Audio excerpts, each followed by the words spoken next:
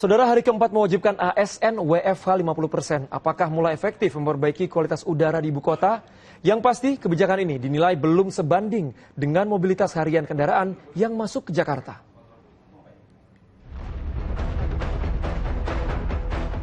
Penerapan WFH bagi 50% ASN Pemprov DKI sebagai langkah mengurangi polusi Jakarta, sudahkah berdampak nyata? Yang pasti, kalau dilihat kasat mata, macetnya masih merajalela. Dinas Perhubungan DKI Jakarta mengklaim adanya penurunan jumlah kendaraan sebesar 4% di awal pekan. Namun, kualitas udaranya tak serta-merta menunjukkan perbaikan. Hingga Kamis pagi, indeks kualitas udara Jakarta masih berada di angka 160 atau dalam kategori tidak sehat.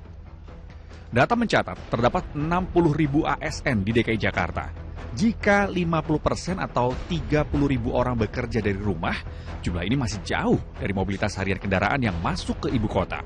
Sebanyak 6 juta kendaraan setiap harinya.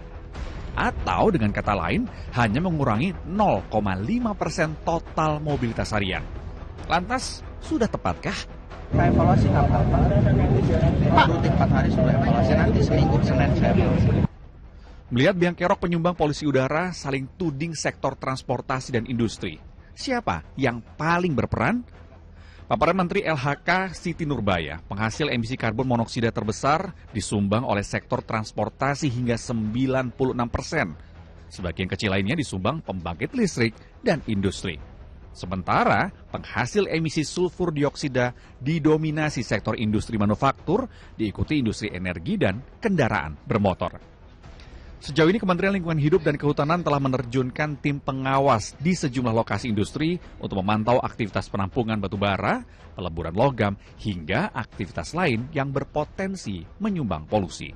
Ya, penimbunan limbah-limbah yang kami melihat karena cukup luas, kalau ada angin dia akan terbang, ya, akan menimbulkan pencemaran debu. Ya, karena kan jadi persoalan saat ini menjadi concern publik itu adalah partikel PM 2,5-nya. Ya, kenapa orang semuanya concern? Di satu sisi kita butuh solusi cepat, tapi di sisi lain solusi mengatasi polusi harus dilakukan berkelanjutan.